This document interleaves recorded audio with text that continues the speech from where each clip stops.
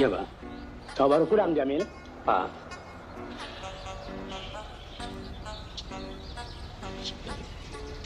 Saya tahu yang saya ini seorang menantu yang nakal, Pak. Tetapi manusia yang paling saya hormat sekali dalam dunia ini ialah Bapak. Terima kasih. Dan saya rasa lebih baik saya berterus terang dengan Bapak. Bagus. Cakaplah, Jamil. Semalam saya menikah lagi satu, Pak. Alhamdulillah. Bapak tak marah, Pak? Apa yang Bapak nak marah anak jantan? Tapi Bapak minta satu saja. Apa dia, Pak? Sekarang kau sudah istri dua. Mesti timbang sama rata, sama rasa. Mesti adil dan saksama. Tetapi apa mesti saya kawin dengan Latifah, Pak? Pandailah kau borakkan dia tu. Terima kasih, Pak. Sama-sama. Jamil.